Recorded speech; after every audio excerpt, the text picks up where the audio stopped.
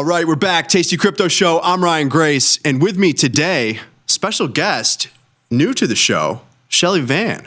Hello. Thank you so much for having me. It's great to meet the Tasty Nation. Is that Absolutely.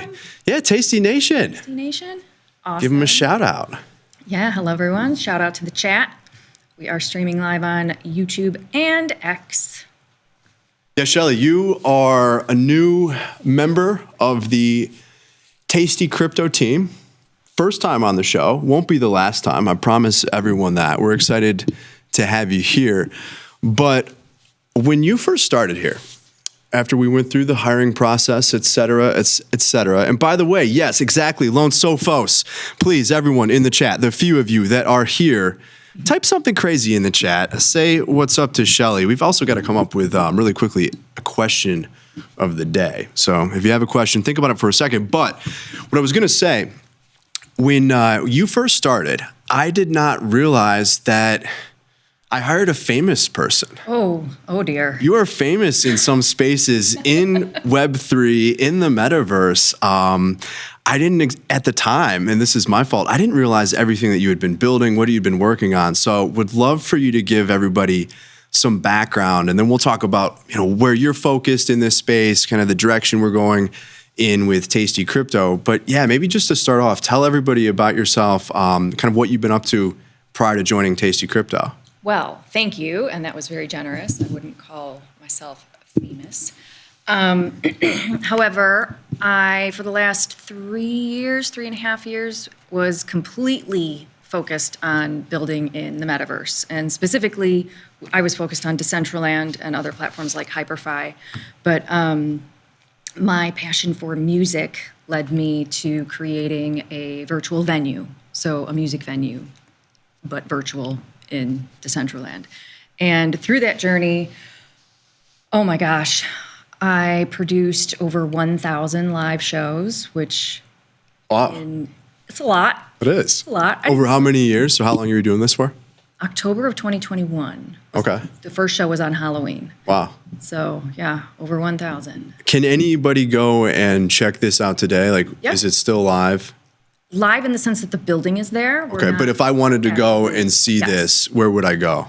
You would go to decentraland.org, download the client, and you can just run around as an avatar in there. It's like Awesome. building your digital identity. Yeah, because I think that's the question that a lot of people have, certainly the question that I had, was how do you participate? Like, what is this Metaverse?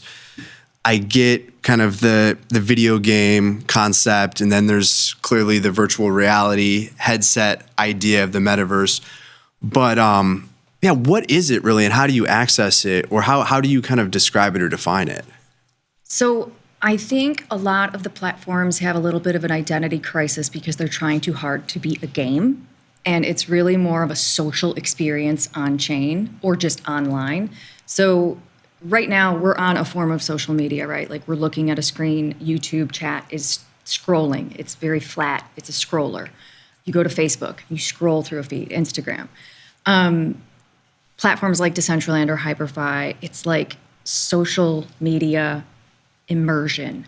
You can create your digital identity as an avatar. You do this usually with a wallet. So the Tasty Crypto wallet can be used to log into the platform or the game, if you want to call it a game. And from there, all of your experiences are essentially logged in the wallet if you're collecting NFTs throughout the journey, which is why it's so much fun to do this on chain. But back to the social side, when you go in, you're in this environment that is truly social, and it's not dictated by any sort of algorithm. You're running around, you're a real person. And during, lockdowns, during the pandemic, we saw such a massive need for human connection, and this is where it was just booming. Like everybody was running around. My favorite question to ask during a live event was, "Where's everybody from?" And you'd get, Germany, Portugal, Brazil, New York, everybody from the internet. The internet. And so the internet in 3D. Okay. And a major misconception is that you need 3D goggles. Yes, yeah. I've got to strap something onto my head in order to participate. Nope. just a computer. Okay. And so if anybody's ever played, Minecraft. Yeah, I was going to say it's a lot like Fortnite or Call of Duty where people get together just to hang out with each other, but in this space. Exactly. Okay. And so connecting over music, that's just the universal language of good vibes. So the language barrier, even if people didn't speak English in this case, you would just get a lot of like, love this, or emotes, throwing money, their avatar throwing money. And so, yeah, it was a lot of fun. We need to build some sort of tasty world. I think there's a lot of opportunities, and clearly if people connect the dots, maybe we're going in that direction. But I've got the browser up here. If we want to throw this up, I've got Hyperfy as one of the platforms. If we can just give everybody a quick peek at this. And I know this is not necessarily the portal to what you've built in your platform, but this is what powers it. Is that right? Yes. So this... Or I'm sorry, you were talking about Decentraland. Decentraland, but Yep. we do have a couple of builds in here, and you could go to them. It's just the URL is hyperfy.io/true, TRU. Okay, let's check a look. And TRU? yep. Okay, And so so- this is your world here as Correct. it loads up. Okay, awesome. Yeah, I just wanted to showcase this because it was something that I kind of learned as you had started. You're here to help us with all things marketing, content, strategy, and clearly we're going to go further into the world of Web3. But just wanted to show everybody this is some of what you've been working on, and obviously you can go into this world here. But yeah, we've got some exciting things planned for sure, and excited to have you here, Shelley. And if you guys want to bounce off of this, you can pull the browser see back. a question here about what about music licenses for a public performance? Excellent question. And a lot of Web3 in this sense has just been the Wild West, and people are like doing things until they're told otherwise. But for us specifically, we were doing original music only. So I've worked with hundreds of independent musicians from all over the globe to showcase their original work. That is freaking awesome. Yes, Lone Sophos. Quick question from Grumpy Mike. How do you think about this? It sounds like kind of a blockchain-enabled version of the old Second Life. I think Sims, if people are familiar with that game, comes to mind. Is it a fair comparison? Yeah. Early days, though, for a lot of this? Yeah. And I was like 10 years old, and I've been a very nerdy kid from the start, so I'll age myself here, but I was about 10 when I discovered Worlds Away, and it was like the first metaverse ever. I'm like, if anybody has played Worlds Away, please say something in chat because I would be floored if anybody knows what I'm talking about. But it was a side-scrolling social environment where you could earn tokens and then pay rent to have an apartment that you could then decorate. And the tokens were earned by gameplay. So the longer you were in world, you'd be racking up this little token counter, and then it was like, ooh, you can buy extra things, like a fuzzy. I remember it was just like a ball of lint, but it rode around on your shoulder and it had a face. And I was like, I gotta get a fuzzy. And so, yeah, ridiculous. But here I am with my avatar walking around, side-scrolling, and if you were to chat with anybody, the chat would come up, at the top of the screen, and you could build relationships. And that was like my first engagement with community online, if you will. And so then it was gone. I don't actually remember what happened to it. But so when I discovered Decentraland, it was like, oh, I know how this works. Oh, yeah, this is awesome. And being from the social media world prior, it was so refreshing to have a real human connection. Because again, with algorithms kind of filtering what you see and what you post, you don't have that in this environment. Well, you're starting to get a lot of questions here, which is fantastic. We are engaged. I'm interested. Let's break this down a bit more. And clearly, we got to jump into the trading side of things. Some questions now around participation. Clearly, some people see that this is the direction it's going in. It's going to ebb and flow.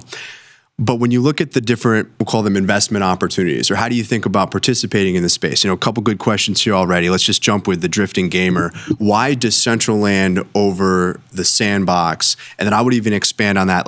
Okay, I think this is the direction we're going in. How do I trade this? How do I participate? Yeah, excellent question. So we chose Decentraland mainly because it's an open world where if you enter, you can just run freely around. And then people buy parcels of land that are NFTs.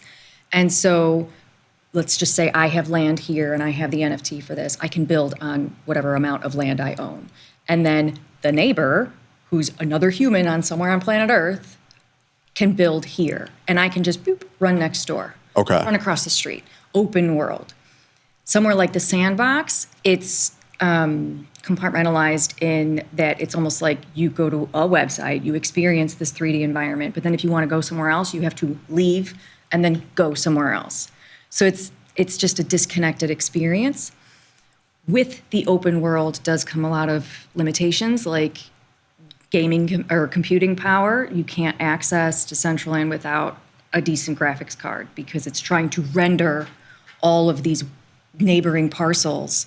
So it's a lot of pull on your device. Okay. So there's give and take. Do you think that's the biggest thing that holds it back right now in terms of where you reach that mass adoption, kind of escape velocity? Is it at a point in the future where the hardware can support this, or is it just that you have a lack of awareness or kind of maybe the technology isn't there in that sense yet? Like what's kind of holding it back in your opinion? The barrier to entry is just too high. And because it is on chain, they've done a lot to reduce that barrier. Like you don't have to log in with a wallet anymore. You can log in with a Gmail or something. If you're going to go in it for earning potential, I would say go in with a wallet. Like if you're going to collect NFTs or build a wearable. Yeah. So what do you mean by earning potential? How do you make money just by participating? So I have to be careful with that word earning. Okay. Because you well, like clearly you can gain from this. Yes, there's some monetary benefit. Absolutely. And you can collect wearables and then resell them. When you connect your wallet, it's just like logging in with an email, but it's a wallet. So when you're running around, you're leaving this footprint of like this wallet address was on this parcel, or you clicked this wearable dispenser, you click the button, claim. Signed a transaction as a result, sort of thing? Okay. Automatically all in the background, and then you're delivered an NFT, which in this case is a wearable, an emote, something that you can then resell on the secondary market, or just collect and hold like I have, thousands as I've... You've been busy. Yeah. I love this idea. I mean, as you're describing this, and I know we've had some of these conversations off air, but I'm thinking I've got the Tom Beret out of the dispenser. My avatar is wearing that. I'm trading in this world with other people. I'm talking trade ideas. It's a lot of it. I think it's easy to see the potential here, just given like we're kind of in, I suppose, this metaverse-esque environment right now where you and I are broadcasting this on the internet. We're on YouTube, but you can go to YouTube, you can engage with us. So we're kind of all in the same space at the same time, clearly communicating through some barrier. This removes some of those barriers, but I think you can clearly see that this works in that sense.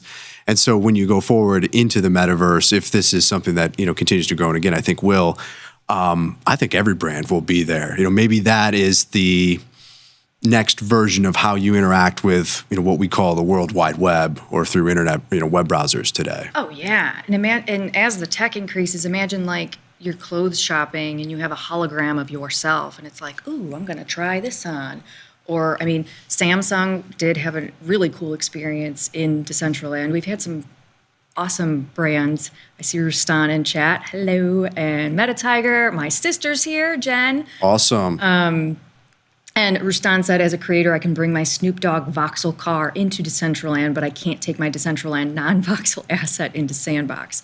So there are, different limitations per platform. Not necessarily interoperable. Everybody loves to use that term. That is a big word. Okay. And the really cool part about Decentraland is if you can develop a wearable in Decentraland, it's not locked to a full skin. You have different slots. So I can change my hair, I can change my eye shape, I can change my shirt, my hat. There's all the different slots. So I can really customize my digital identity.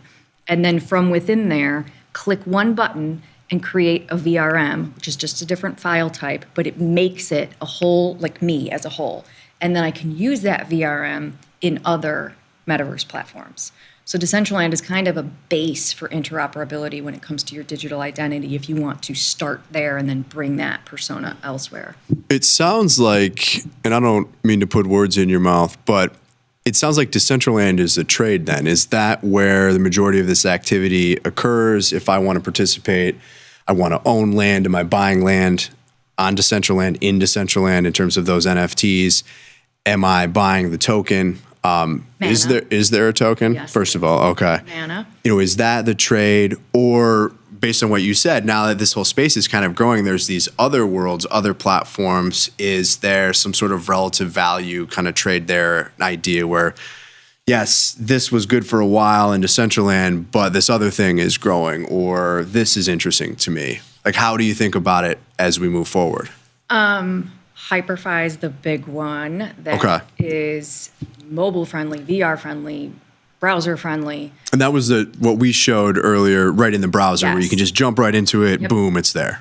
And it's no headset. No headset. Although, if the build itself is optimized correctly, incredible experience on a headset. So you want the headset?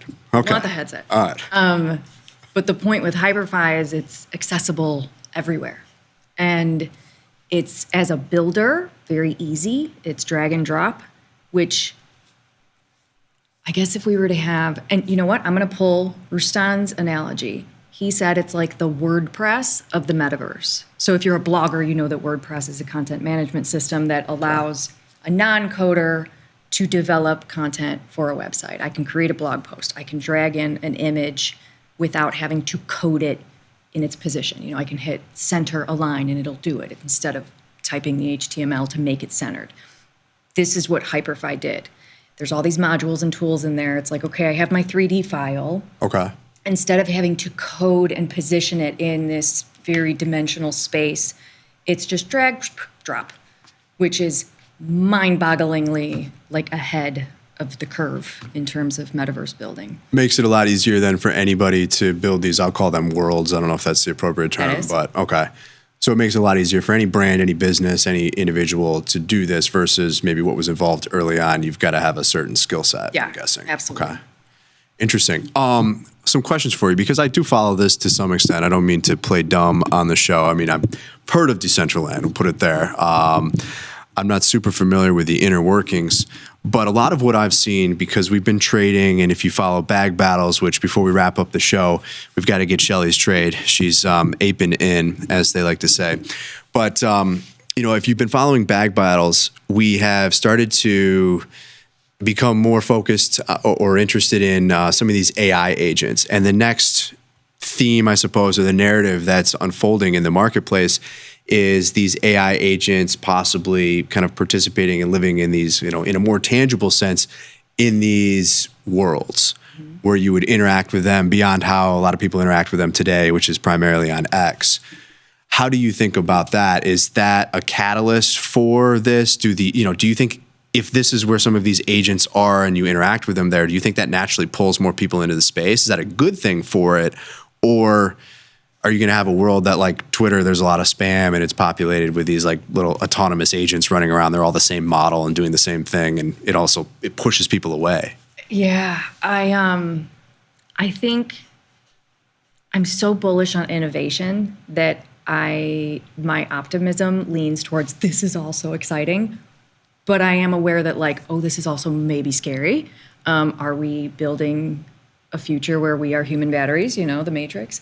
But in somewhere like Hyperfy, and let's say you're a brand and you want to build an immersive gamified experience, you can have, theoretically, an AI agent that's like your brand ambassador, and it's learning to engage with your target audience in a game, in this really immersive experience that's totally unique to the user.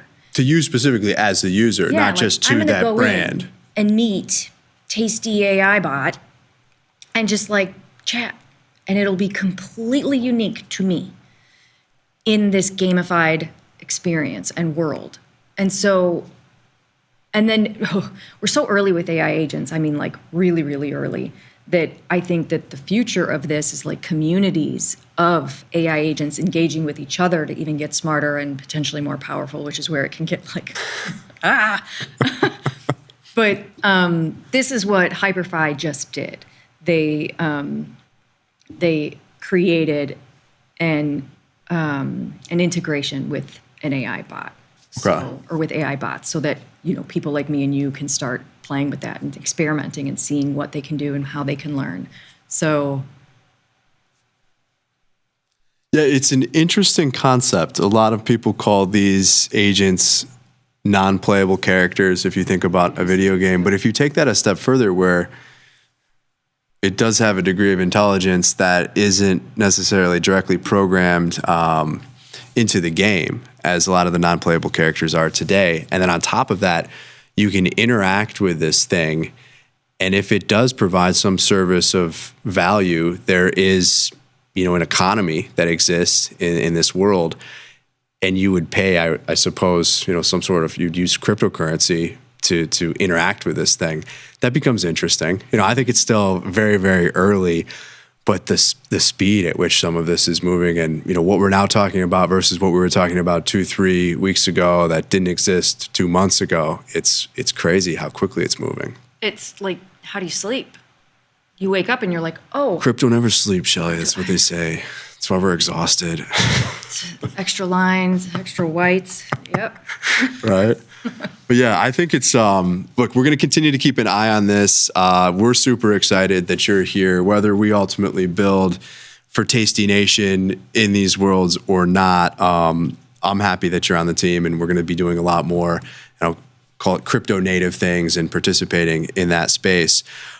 Before we wrap things up, though, I've got to get your trade idea for bag battles. I mean, I think we've already put it on.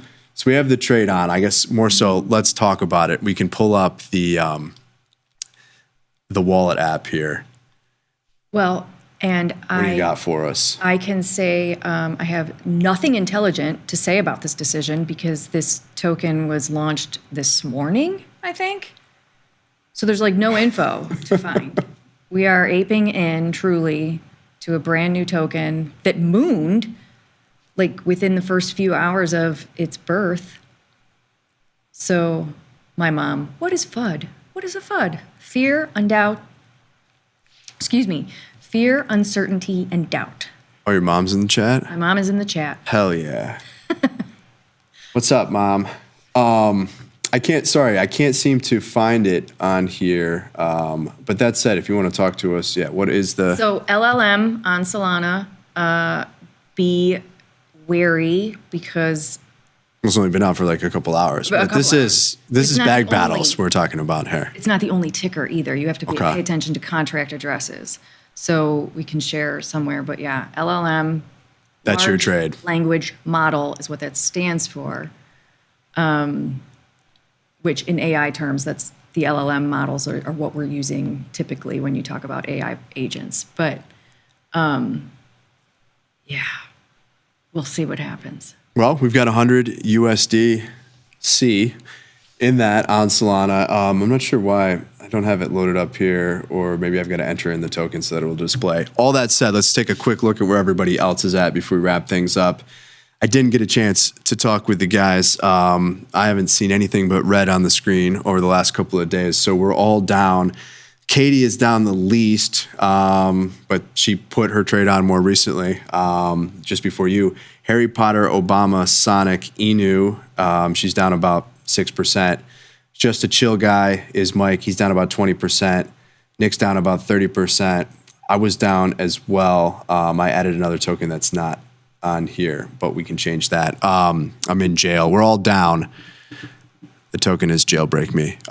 We're all down, but hopefully we see a little bit of a reversal here. You've got LLM like within hours after launching. So Magic I don't know if that's a good thing or a bad thing. We'll see.